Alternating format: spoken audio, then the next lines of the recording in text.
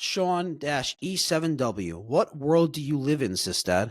Didn't you say you were going to be happy all season after they won the Super Bowl last year? Now at 8-3, you're pouting like a 5-year-old that was given vanilla ice cream instead of chocolate. Last week I was very annoyed, but like this week I'm not. So I got my little tantrum out of the way, and like I'm good now. Silly pride insists that's all. Andrew rapping and White Bulls. Together they talk sports and dreams. Right behind the scenes. It seems. Fingers and wide. Leave the call. Who's the greatest? Who will fall with this rivalry? Loud and clear. Join the chat. It's time to cheer. Sports and culture all in one. Catch the fire. Feel the fun. Andrew, Sistad, glad unite. Philly and Y in the spotlight.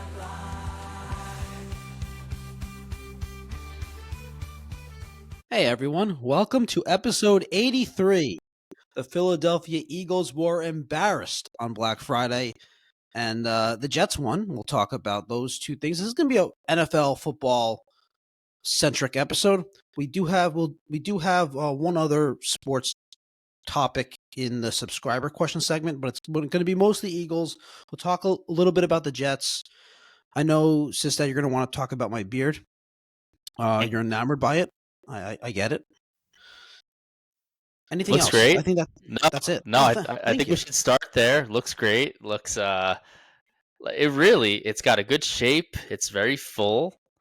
Are you hopefully you're getting used to it, and especially now that it's getting colder, a beard is very beneficial for when it's cold outside, and you don't notice it as the day goes on, but I'll tell you, when you do go to shave it or even trim it, you will notice it is the world of a difference. So you might want to hang on to it as winter approaches. Like 10 out of 10 for me. So good job by you. Thank you.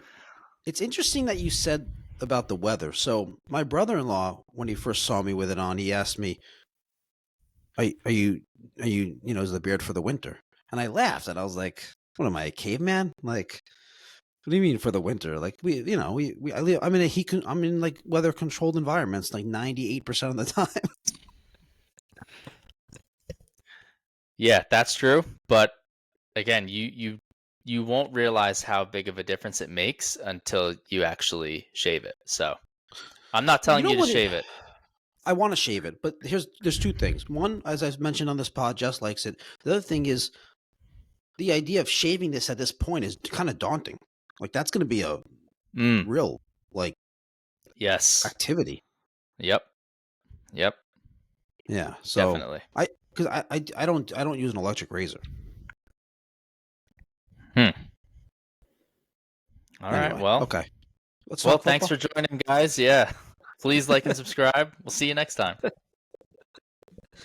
All right. The Eagles on Black Friday. Let's talk about it. Yep. Lost to the Chicago Bears. Mm-hmm. Now, last week you were ranting and I don't know what's the best way to put it. I don't want to be overly mean. Rationally describing what happened.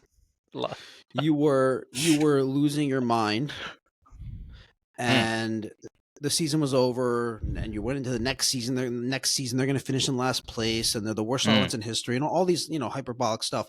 That we have a subscriber question. We have actually two subscriber questions kind of related to it.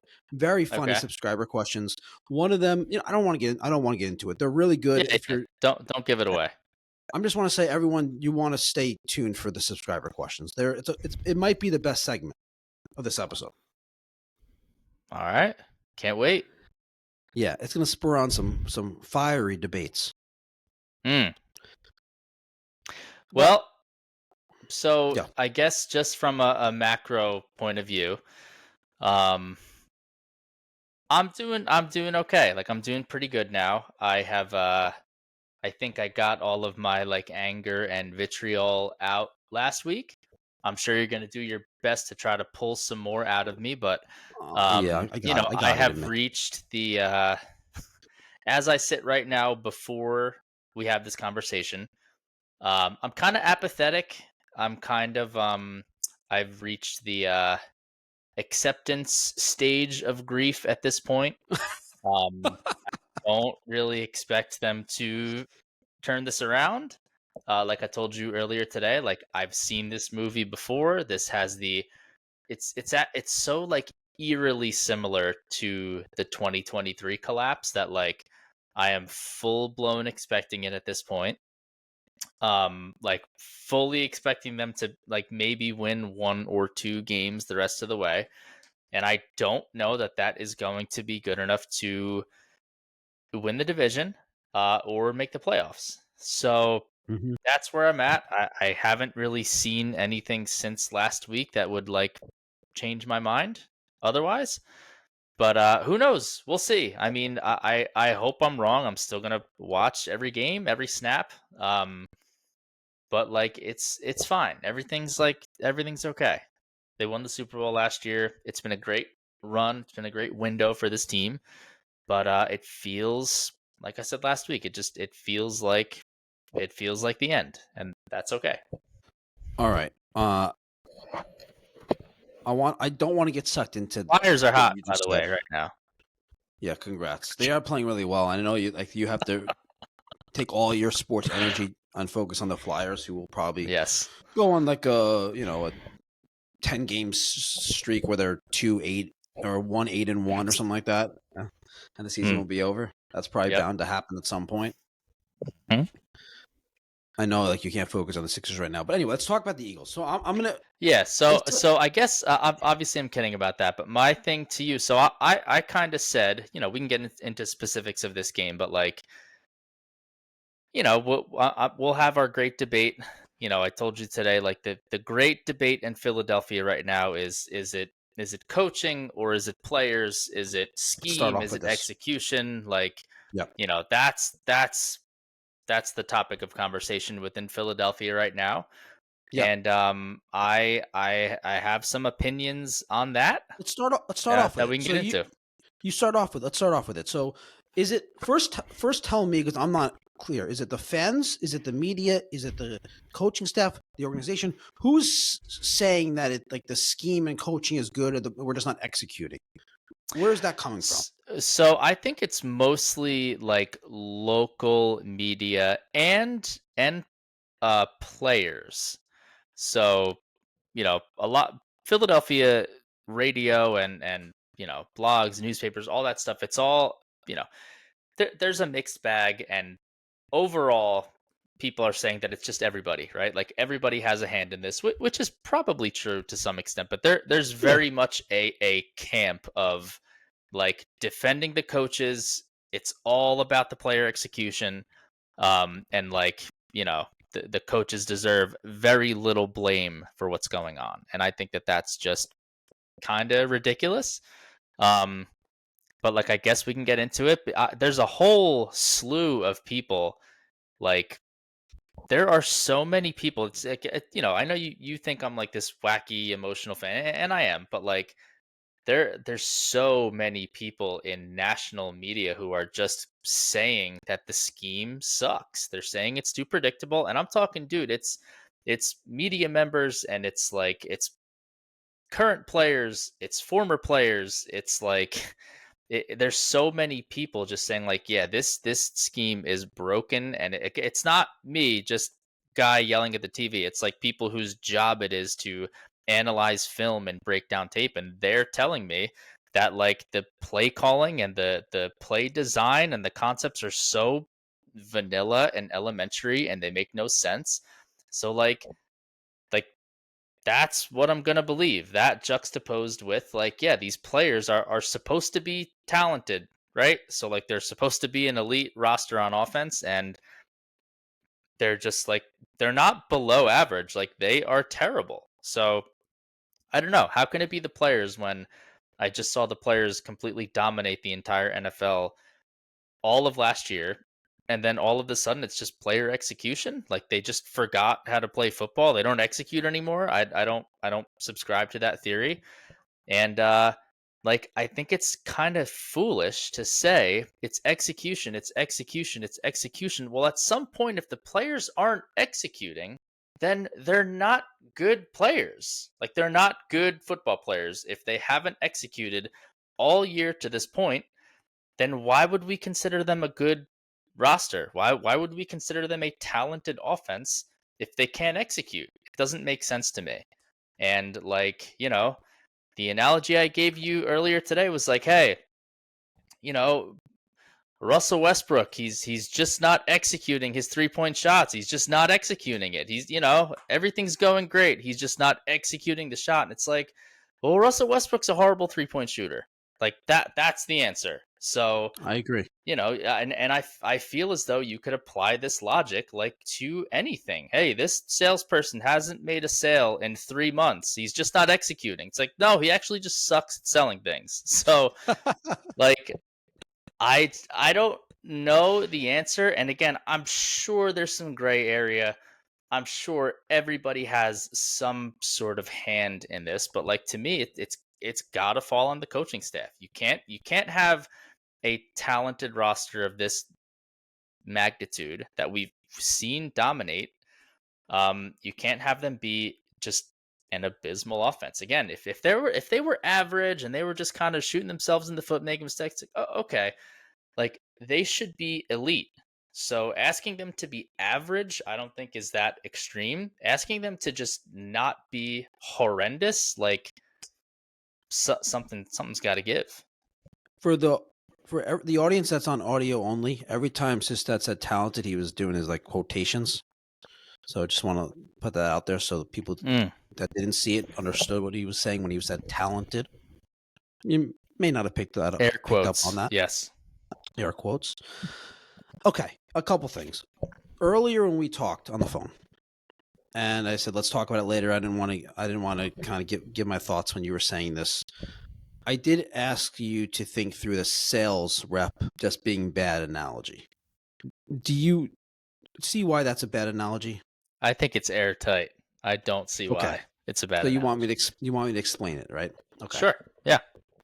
A salesperson, and this is a perfect connection of what I think of the issue. And I watched the All-22 actually for this game, and I've one game, and I'm not an expert on breaking down film, but there's some things that are very noticeable to someone who just watches football, even though I'm not an expert on X's and O's, far from it, not even close. But a salesperson, while other people in the company are impacting them, if they don't make a sale I mean, it depends on the type of product that they're selling, of course, type of business model. But say they go a long period of time without selling, right? And the expectation is that they sell close X number of sales in that period of time, and they have zero. Yeah, I'd say, like they're not executing. Why are they not executing? Because they're probably just not good at their job. I agree. When you're talking about a football team executing, and you're talking about 11 people, 12 people, whatever it is, however many players you have on the field, all it sometimes takes is one person not executing on a particular play. And it could be one person this play. It could be a different player this play. It could be a different player that play. So it's not as simple as they're not good players on executing. It's one player or two players here, one or two players there, and combined, it's really hurting the overall performance because they're not all executing on a consistent basis. So yeah, I think I go ahead. Yeah, so if you have, for instance, there was a lot of plays where there was one play in particular. AJ Brown was over the middle of the field, wide open. It was the easy read, right over the middle of the field, no one even near him. Jalen Hurts doesn't throw to him. I forgot the read he made. He threw to I think it was somewhere on the left side. I think maybe he threw to Devonta. I don't remember who he threw to, but it was a terrible read. Ended up being an incomplete pass. If he throws the easy pass to J.J. Brown over the middle, it's probably like a 15, 20-yard gain. That's one play. There's other plays where Saquon made the wrong cut, or he should have bounced it to the outside and didn't. And it's the same thing on defense. It's the same thing. Like someone didn't hold his edge. He tried to make too big of a play, or there's just one or two players on each play, and they're not the same players each play, that are just making the wrong play, whether it's the wrong read, whether it's the wrong decision, whether it's just not executing. And I also think a part of that is, you're right. Part of that is you, as a coaching staff, you got to put your players in the best situations to succeed based on their skill sets and based on their understanding of scheme and understanding just their ability to be disciplined. You have to understand the situation and put your players in the best position possible. So I definitely think it's a combination here. But I don't look at it just saying, oh, they're not executing, they're not good players. No, it's each individual player or most of the players execute on a high percentage of the time, but it's all it takes is one or two players not executing on a particular play. Okay, I guess I can see how that's true, but I guess my counter argument to that would be, why did they all do it at an elite level last year all the time? And why could they overcome? Because I'm sure if you go back and look at film from I last have an year, answer to not that. everyone's going everything perfectly well on every single play. There's a really good answer to that. I'd love to They hear had it. they had one player that played out of his mind that Okay, could 2 years the ago, offense. 2 years ago, and 3 years ago, didn't look like this. It looked much more. It looked explosive, even in 2023. As much as I rip Brian Johnson would run circles around this offense right now. Yeah, no, That I think offense a in couple things. 2023 with 35-year-old Julio Jones bubble screens that we make fun of was 10 times better than this offense right now. So Were they actually 10 times better? they were like 7th in the league in points. Like, yeah, they were fine. Like they were pretty good. They were elite in 2022. They were pretty good in 2023. Like last year, they were very good, obviously, because of the rushing attack. And like this year, they're awful. So, again, are they just not good anymore? Like, did they all just get really old? Are they? I don't know. I don't know the Well, answer, but I like, think I think it's hard. It's like, here's the thing: the Eagles have always had, even before last year, Saquon, I love you. I've said this before. The most fun I've ever had watching a Philadelphia athlete was Saquon Barkley last year, like point blank period. But the Eagles have had, like, they've always had a very good rushing attack. Like since I was a kid, like we've had very like average running backs like put up great seasons in Philadelphia because they have a good running scheme. They have a really good offensive line, and they like, and again, average back. DeAndre Swift, pretty good. Like not a world beater by any means, but like pretty good back. Really good season with the Eagles, over 1,000 yards. Miles Sanders, like pretty good, right? Not like you're not gonna knock your socks off, but like 1,000 yards, 10 touchdowns, like good, very good production. And like this rushing attack, for whatever reason, like and I'm not exaggerating, like it's the worst rushing attack I've seen in Philadelphia since, I'm not going to say my entire life, but like since I can remember. This is like by far the worst running attack I've seen them have in a really long time. So who does that fall on? Again, did the entire offensive line, who was great last year, like they all just suck now? Saquon Barkley just like he sucks now. Well, if he does, then like he can't play. Like if he sucks that bad, he can't play. Yeah, I He mean can't get as many snaps. He can't get as many touches, carries like as he's been getting. he's been bad. It's not just on him though, and I think the chances you hope that he turns it around and that he has more in him because Yeah, but he's not though, and it's now been 12 games of this, and like they're not getting better. That's the thing. Like have they're you not from gonna turn it around. from your eye test has what am I going to say? I forgot what I was going to say. Oh, has Tank Bigsby looked like when he's on the field and he's getting carries, as he looked better than Saquon from the eye test? 10 times better, without a doubt. Maybe there's something to that. Maybe just has fresh legs, but maybe a lot of this is Saquon. But like that, and that would take some guts for them to be like, okay, let's I wouldn't say bench him, let's scale you back.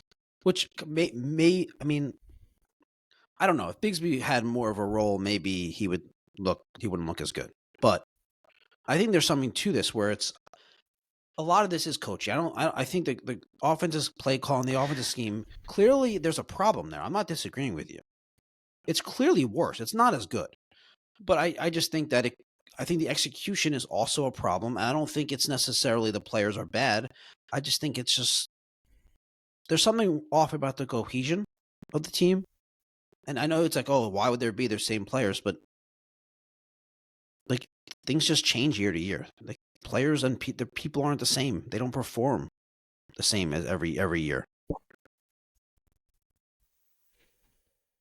I guess so. So then again, that goes back to my original point, is that they're just not that good. Like if they're not performing, then they're not that good. And like I hear what you're saying is, oh, like it's not, it's not baseball or basketball where like someone happens to, for whatever reason, they don't shoot the three that well that year. You know what I mean? Like it's not. I don't think it's Yeah. really like that. To It's where not- you can it's say, not- hey, it's next not as year maybe they'll volatile. shoot the three better. No, I It's agree. usually within football, hey, it's such a violent, physical, taxing game that like most of the time, not all, but like most of the time when players have a bad year, like they don't just come back and play good the next year. It just doesn't really happen that way. Unless there's injuries or something, but there is less volatility in football than there, like in the NFL, than there is in like MLB and NBA for sure. course, Especially in of course, MLB, there's a lot of volatility in baseball. of course, which makes perfect sense. So like, I don't know, man. I just watch other teams and like, I don't know, just like a little bit of misdirection or like they never do like a bootleg or anything. It's just like it just seems so, when I watch other teams play, there again it it doesn't look like the Eagles are playing the same sport as the other teams that they're playing. Like it just doesn't. I mean, I watched Dak Prescott dice them up. And then I watched Caleb Williams and the Bears just run all over them. That they ran for like almost 300 yards in that game. And yeah, like like offense is just, it looks so difficult for them. Like it's so, I don't know. I don't know. I don't know what it is. I just know it's I really agree. bad, and I don't expect it to get any better. And like I really think that they're going to like lose. I think that they like, again, I picked them to win 11 games. Maybe that still happens. I doubt it. Um, but I think that like, I know everyone thought I was crazy, but like I do not think they're going to win the division this year. It feels dude, there's so many weird, and I know you don't buy into this stuff, but it's just like just seeing like just seeing how they're coming out and playing. Like there's no juice. They look like they don't want to be there. And Well, they're going to win the division most likely because they have a 2-game lead with 5 games to go. So it'd be really hard for them to not win the division. It'd be yeah, but they can't score. Like who are they going? Okay, they'll probably beat the Raiders like in 2 weeks. There you go. I don't They'll know. beat the Raiders. Are they gonna beat the Chargers? I don't know. They can't score. Like they can't score, and some people are like, some people. It's funny that you brought up the point about the defense, but like some people are blaming the defense. Like, dude, the defense like is on the field constantly because the offense gets on and goes 3 and out, and they have to come back out. So like, yeah, they gave up a lot of rushing yards. They're exhausted because the offense is so bad. They're on the field the entire time. So please. Nobody Let me get just mad at ask the you real defense. quick. I want to get back to the running game, but I want to ask you real quick. I actually have a bunch of stats I want to throw at you, but real quickly, I just want to run by this. And their last 5 games, they have a 2-game lead. So let's just say the Cowboys somehow, in your pessimistic Eagles perspective, the Cowboys go 5-0. Right? Let's just say that. It's unlikely, but let's just say they do. That means the Eagles need to win 3 games. Right? Or do they have the tiebreaker? No, even tiebreaker. Okay. They split. So then doesn't it go to divisional record? So I guess that's to be determined. The Cowboys have that tie though. So that like they're not, unless the Eagles tie them, or at least the Eagles get a tie. Like the Cowboys tied the Packers. So they are 6-5-1. Oh, so that's the odds right. of the Eagles tying them is very slim. Yeah, you're right. That's almost impossible. Okay. All right. So let's just say the Eagles need to win 3 games. So they have the Raiders. They have the Chargers at home. No, sorry. No, on the road against the Chargers. Los Angeles. Yep. Home against the Raiders. Then they have Mhm. at Washington and home against Washington, and then in between them is at Buffalo. Week 17. Okay. So between the two Washington games, you'd agree that they're going to at least win one of those. Probably both. But you would I don't expect them know. to win one. You expect them to I win don't one, know. right? I don't know. Do I expect them to? I'm not exaggerating when I tell you the only game I expect them to win the rest of the year is against the Raiders. But That's the not saying they Commanders have are a no bad chance team. at the other games. The Commanders are really bad right now. So are the Eagles. They're The not on Eagles that can't level. score, dude. They can't score. They can't get yards. And like the I mean, Bears, here we go. I Here mean, we they go. s- I mean, they Here's score more something than for the you. Commanders. The Bears have one of the worst run defenses in the NFL, and guess what the Eagles couldn't do against them? Run. Yes, I want to get into that. I have a bunch of stats for you. Okay. But anyway, no. So could they win one of those games? I don't know. I guess maybe. Could they beat the Raiders? Probably. Could they beat the Chargers? Probably not. Could they beat the Bills? Probably not. And are they going to sweep the Commanders? Probably not. I think they're going to sweep the Commanders and beat the Raiders at least, and those are going to be at least 3 wins. Anyway, okay. I got some stats for you. You want stats over? Should I do this game, or should I do overall? What do you want to hear more? I guess overall, we've been speaking kind of again from a 1,000-foot view. So okay, because I do agree with you. The offense is a problem, not to the extent that you think it is, but okay. So here's the thing. Before we get into it, where do you think they are offensively? You think they're middle of the pack, like top 15 to 20 in offense? Terms of what? Just in terms of offense overall. What is that? Is that like points scored? Is that just yards? Overall over everything? Put it all together. I would say they are probably 24th. I mean, I'm looking for more of a range. Like, it's not like a clear, rank. You put it all together. It's more of just like a range. So you think you think they're like somewhere towards the bottom, like bottom 10, right? Bottom 7 or something like that. Okay. Yes. Here we go.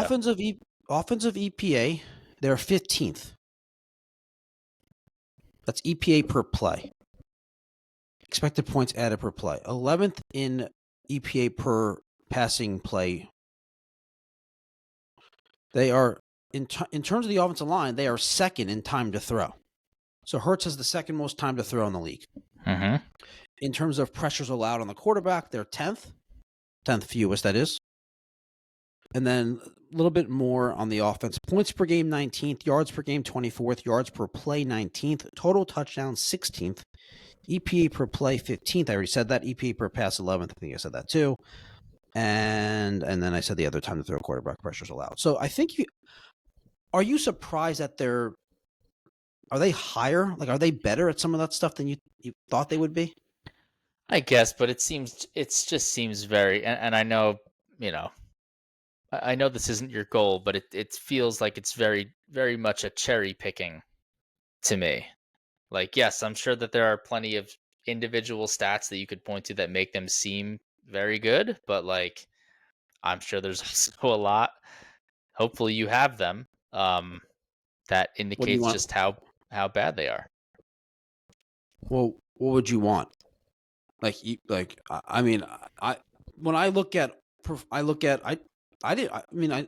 really didn't cherry pick. I look at points. So then how are they so bad? EPA. Okay, so they never turn the ball over, and if they're middle, how are they so bad offensively? You watch them. Watch them play. So they're 19th in points per game, and they're 24th in yards per game. I think those stats show that they're bad. But I think you also, here's the thing: when you're so into the Eagles, you get lost in your Eagles bubble. You forget about like how there's teams out there that are just miserable, and as bad and pathetic as you think the Eagles' offense is, I'm telling you, like, there's a good chunk of teams that are so much worse. It's hard for you to imagine, but that's the case. And those rankings show you that. I'm not saying the Eagles are good. I'm saying that there's a lot of teams that are worse. Like there's a good chunk of teams Okay. that are just Okay. much worse. So I'll grant you that. However, what I won't grant you is like, yeah, again, when you have this air quotes talented roster, it's like, okay, like, do they have a better offense than the Saints? Probably. Like, do Yeah, they have okay. a better offense than I don't know, The the Jets. Browns? Like, yes, Yes. you're probably right. Yes, Yeah. but So when yeah, you I have get a this. $100 million offense that was extremely good last year, and they're all theoretically in their prime, and they're brought back 10 of 11 starters, then you shouldn't be that bad. You should be I top yeah. 5 in these categories instead of middle of the pack to below average. Well, also, to add to your point, I think this is a little bit of a different direction, but I think it's very important. To be better than the worst teams in the league in offense doesn't really help when you're trying to compete for a Super Bowl and be at that level of team. You want to be better than the teams that you're competing against, and they're not. Of Yeah, course. I agree. I agree with the frustration for the offense. That this is more of me just going back to last week when you said it's the worst offense in the history of football or something.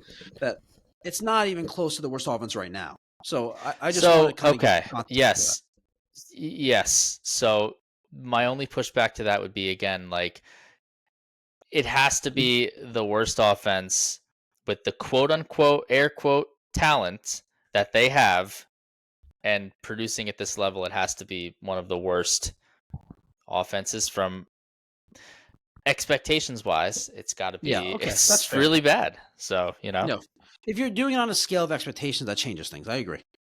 yes. Still, it's still hyperbolic to say ever, but like you made it better now. You edited it.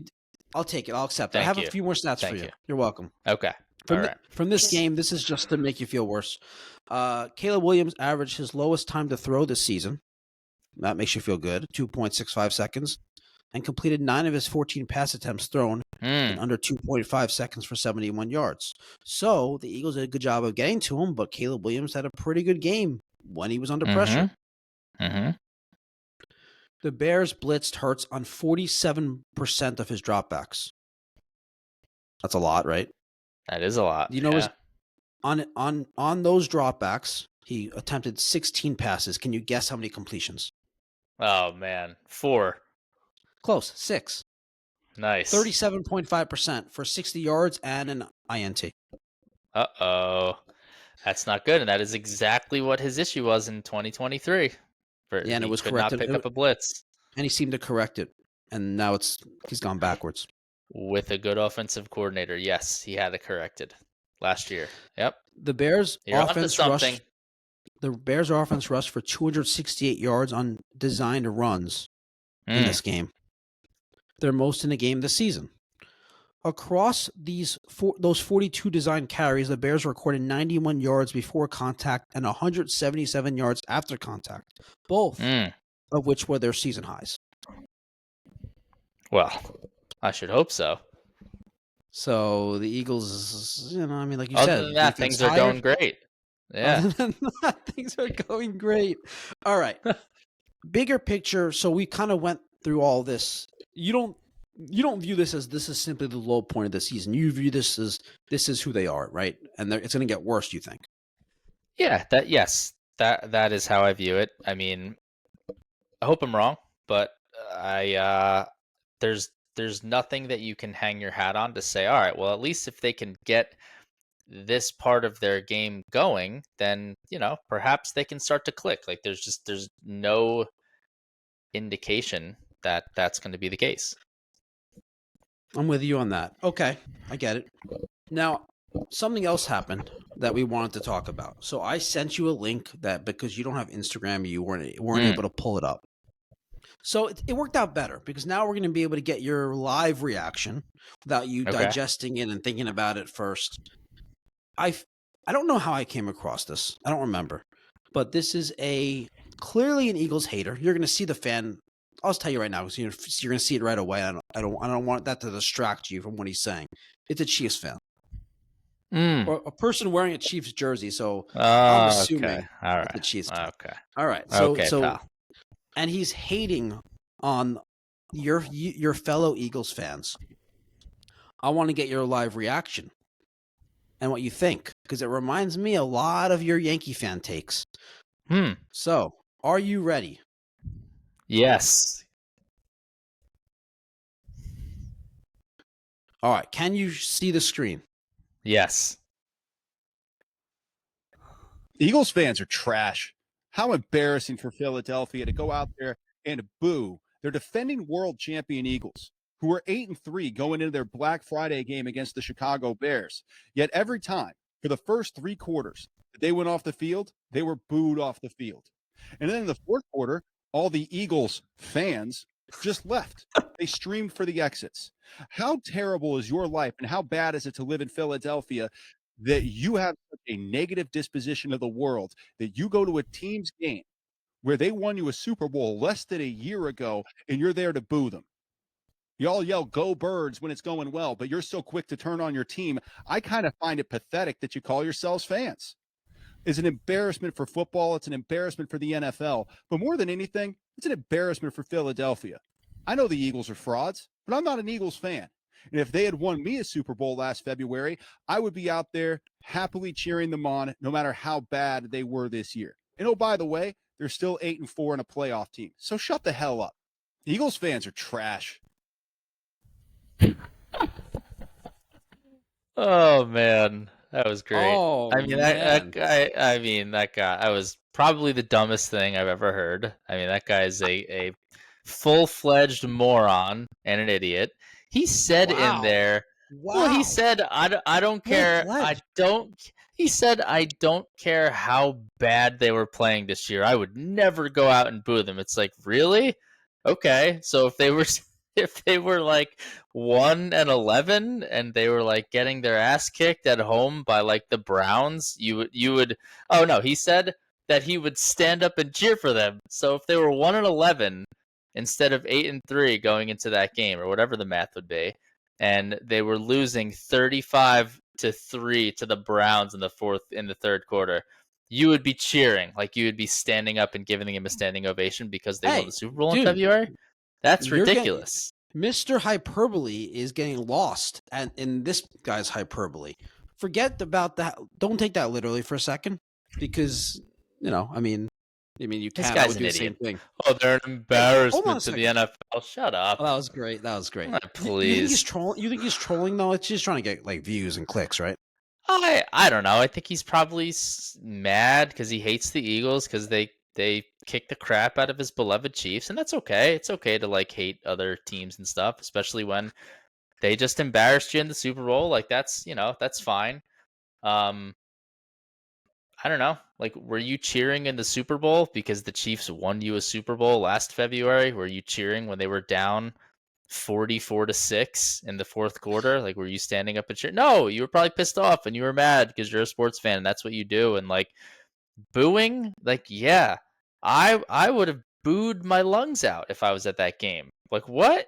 I would have spent $1,000 on the day after Thanksgiving, lug my family up from like a late night the night before, and spend $1,000 to go to a game and watch that. Like, yeah, sorry, I'm booing, and then I'm like, yeah, sorry, it takes like hours to get out of the parking lot, and if you want to leave early because you don't want to watch the crap because you know what's gonna happen, like, leave early. Don't don't question Philadelphia fans' loyalty because they I don't know, man. know. Well, they know what they're seeing is crap.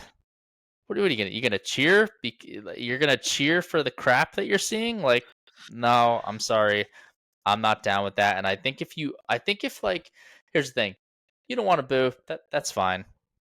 Like, booing is totally fine.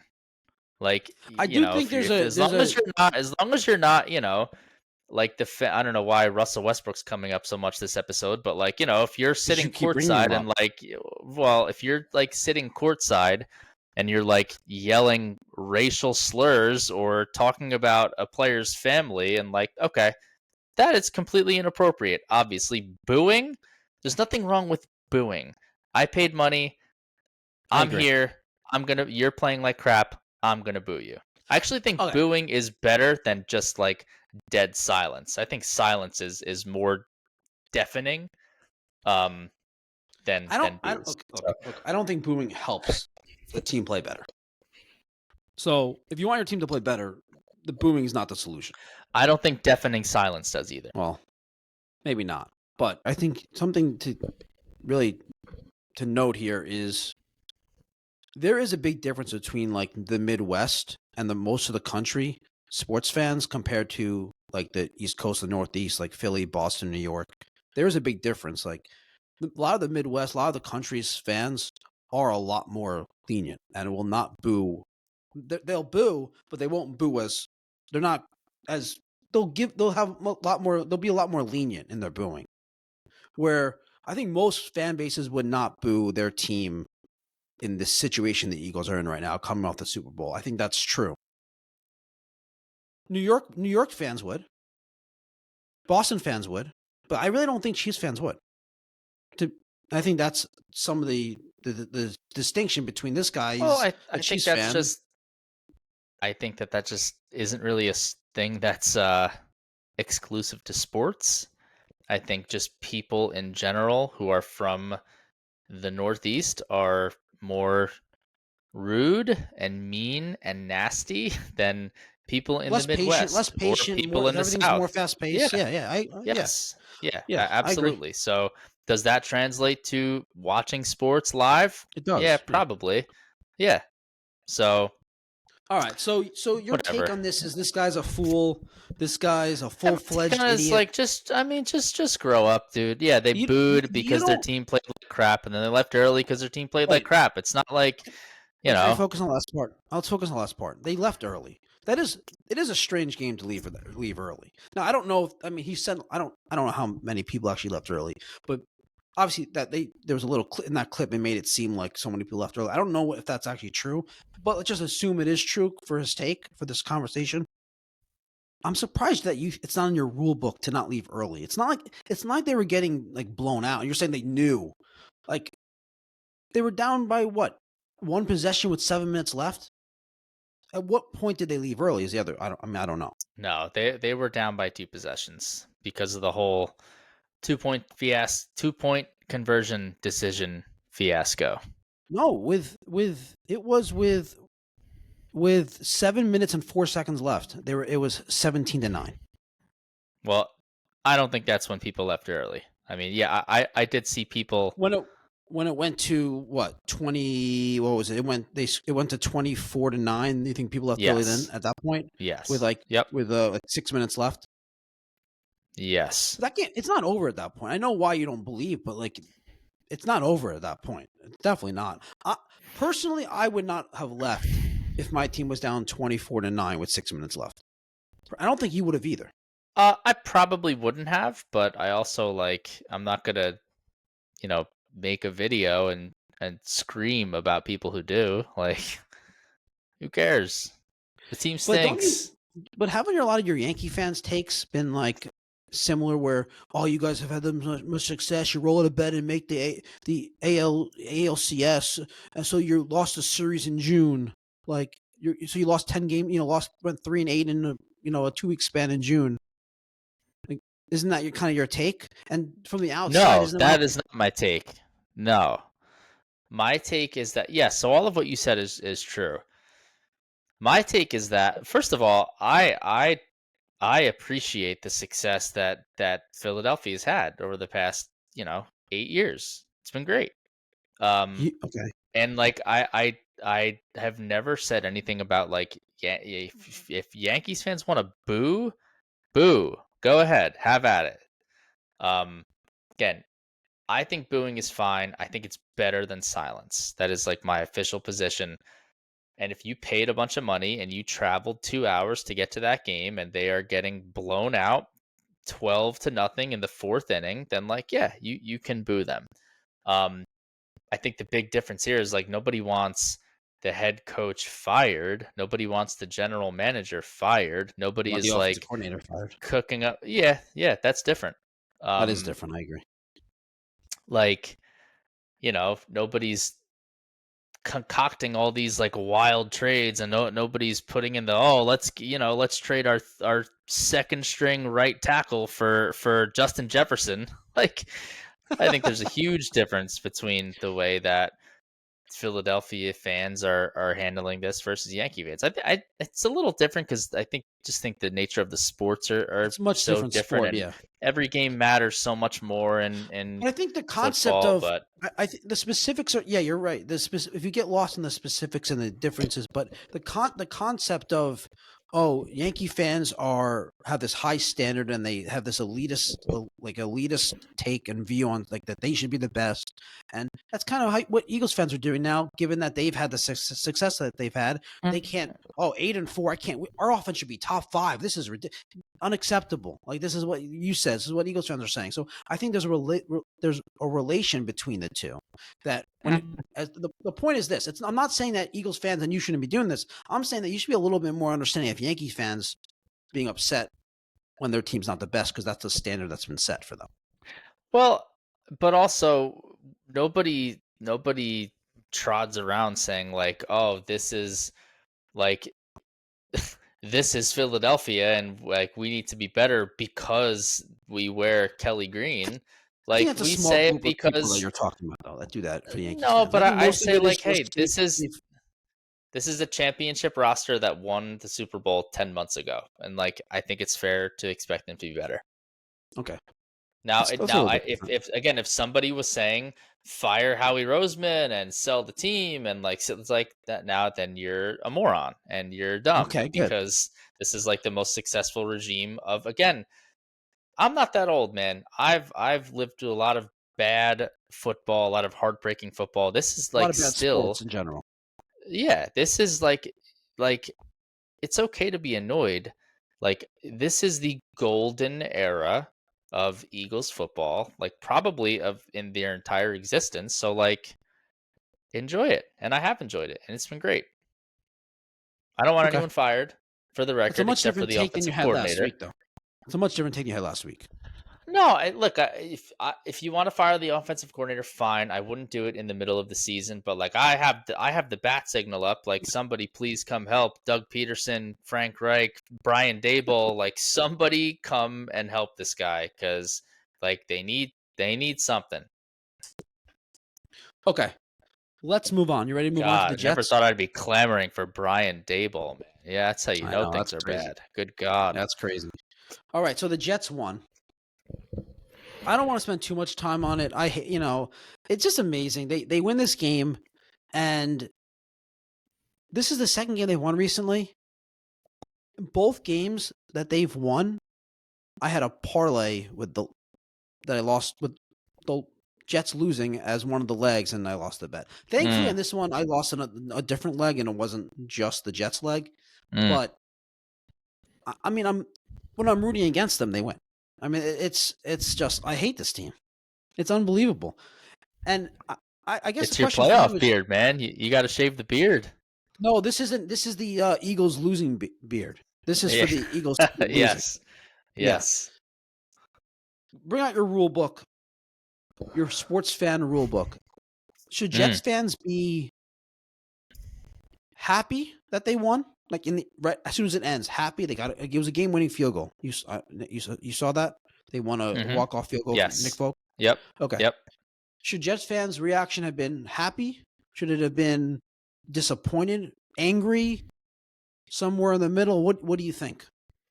So I think the proper reaction would be to like be excited in the moment, in the waning moments of the game, because it's exciting and it's fun and your favorite team won.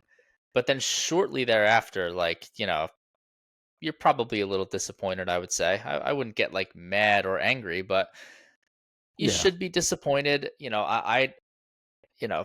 Logically you should be rooting for losses. And easier said than done. We've had this conversation before. I can't ever root for the team to lose, even if I recognize that it's going to benefit them in the long run.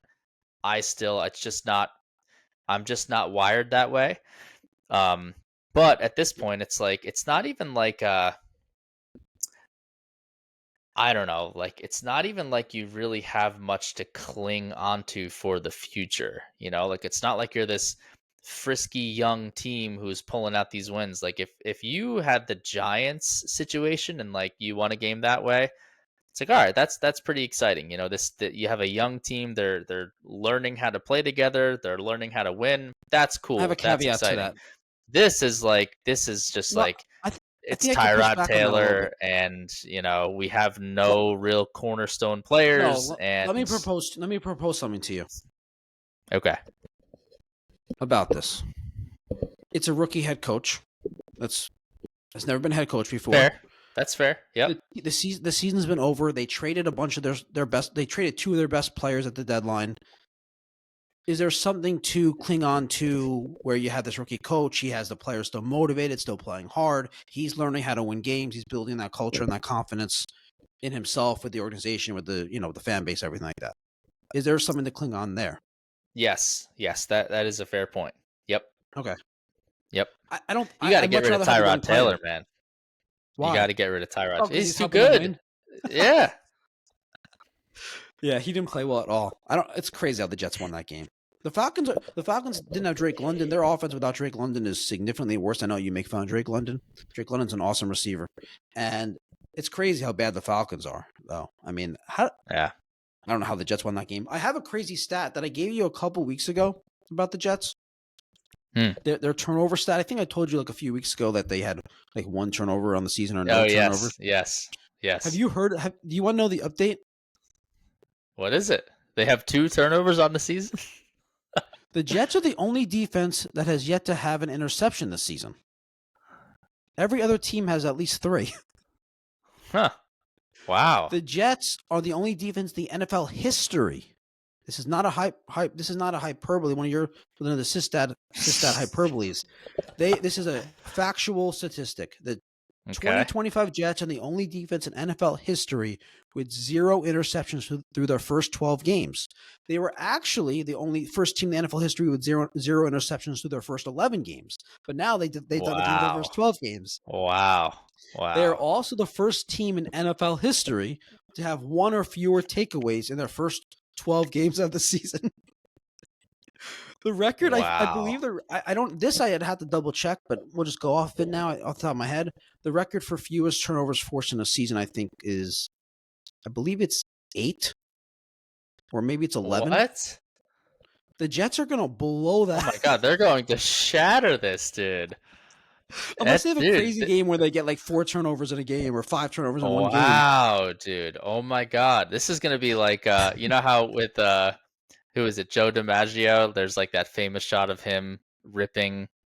Yeah. Didn't he have 55? Yes, the 55 consecutive games. Yeah. He had 56, but yes. There's going to be a new unbreakable record. It'll be the Jets, and it'll just be the number 1 turnovers forced, and whoever, Aaron Glenn coming out. Yeah, that's amazing.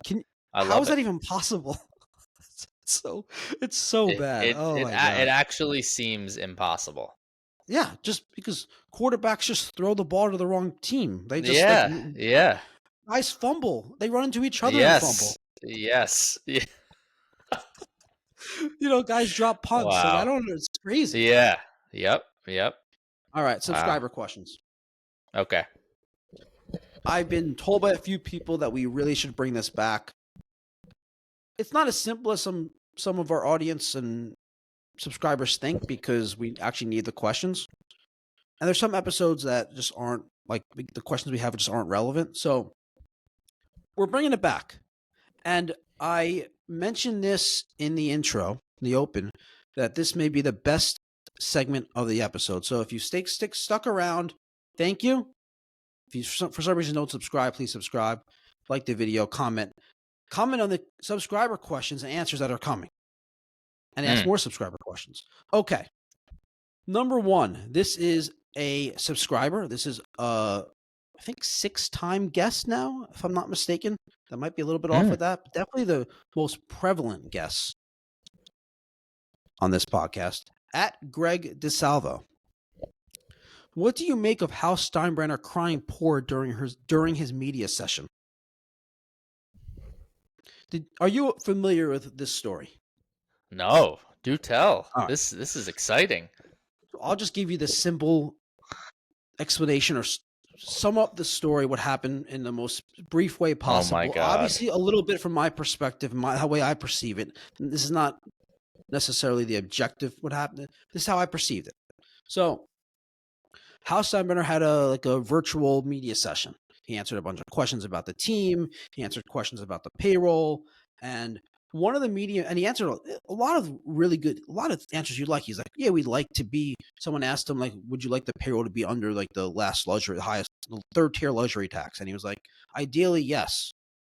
But if it makes sense to go over to make the team better, we will.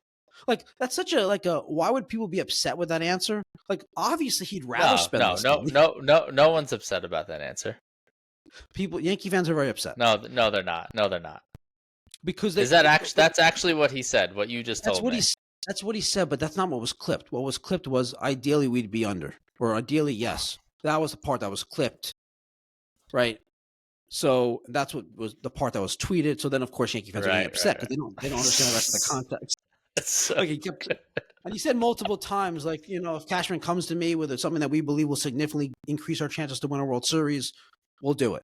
Like, he just said that. So it's kind of like he's saying, yeah, of course he'd rather spend less money, but he's going to go over if it makes the team better. So, I mean, I don't know why. As would every human being who's ever existed.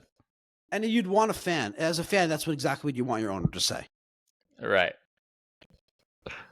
But the thing that Greg is referring to is at one point in the media session, like the 45-minute to an hour-long media session, one of the media members asked him, he made a comment, like, this is not word for word, but this is how I perceive this situation. He asked him, he said, given how much the Yankees, how much, profit or revenue you bring in every year, and then asked him about something about like spending, right?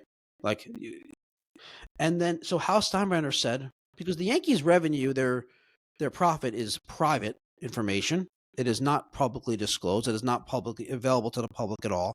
And he said, so Hal said, like, you don't know how much money we're making. You don't know that we're making money. And then he said, we pay, there's a lot of things that we pay for. We pay for, there's a lot of money spent. There's luxury tax, and then there's $100 million that we paid to the city of New York, and that people are so mad.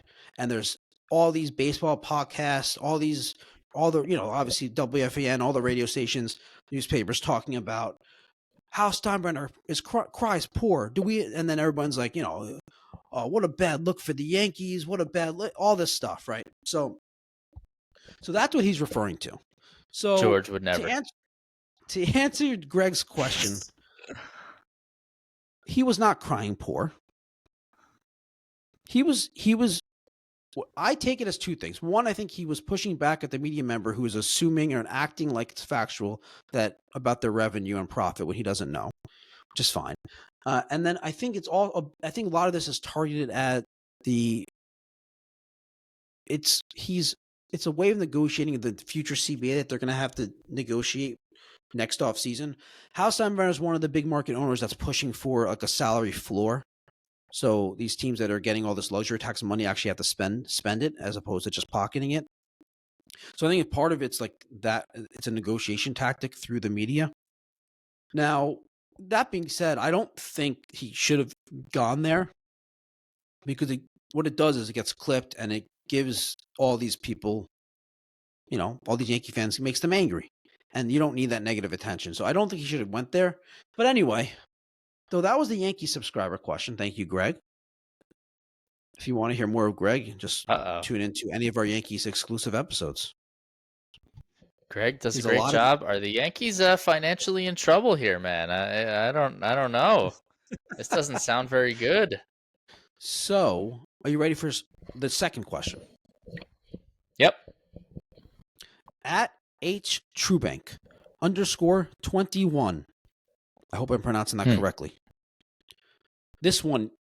Okay, are you ready? Are you ready for this one? Dude, I've been ready, man. Dude, this is for you. This is really for you.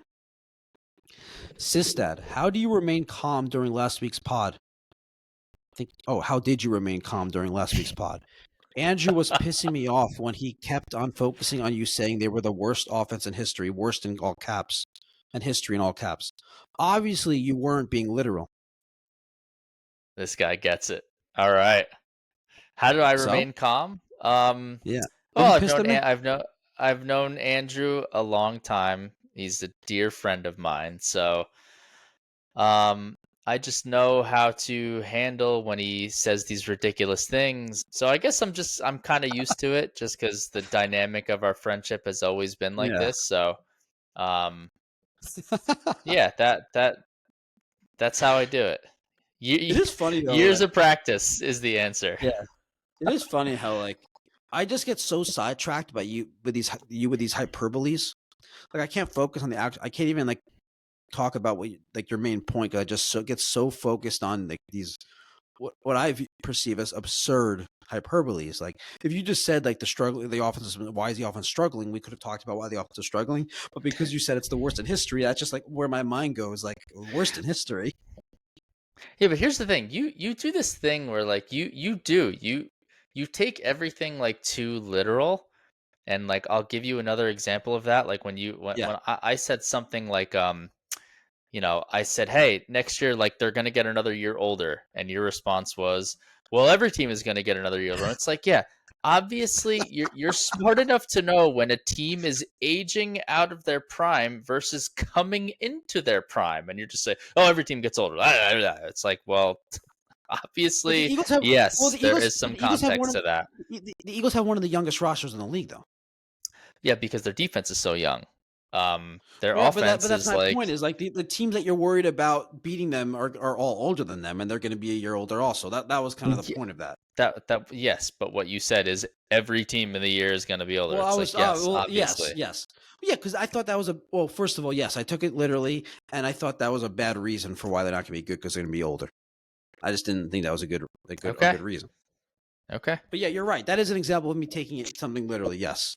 Yeah, Yes. I was also kind of trolling you at that point. That was more. I was just kind of being combative and contradicting for the purpose of that. All right. You ready for the third one? Yes. At Sean-E7W, what world do you live in, Sistad? Didn't you say you were going to be happy all season after they won the Super Bowl last year? Now at 8-3, you're pouting like a 5-year-old that was given vanilla ice cream instead of chocolate. Hmm. By the way, vanilla ice cream or chocolate He's- before we get into this? Oh, Which one? 10 times out of 10 vanilla. I agree. Yeah.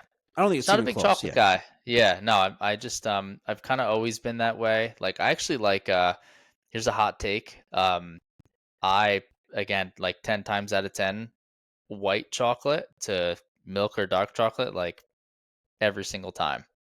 But I white just don't really chocolate's like not chocolate that chocolate. much. Yeah, that's why you don't like I know. chocolate. Right. Yeah. Yeah. I mean, I'll have chocolate if like there's nothing else there, but if I have the choice, then like yeah, I'm doing vanilla literally 10 times out of 10. Okay. So I agree with you. Okay. listen, so I what world appreciate do you live in? this guy. So I live in my own little bubble. That's true. And I That's true. appreciate this guy holding me accountable. This is why, look, here's the thing. So yes, last week I was very annoyed, but like this week I'm not. So I got my little tantrum out of the way, Yeah, you're much and more like calm this I'm week. good now. I'm good now. Yeah, I'm good, man. I'm Should I have good. tried to rile you up more? No, I mean you could, but I'm good, man. Again, I am It's at past the point now.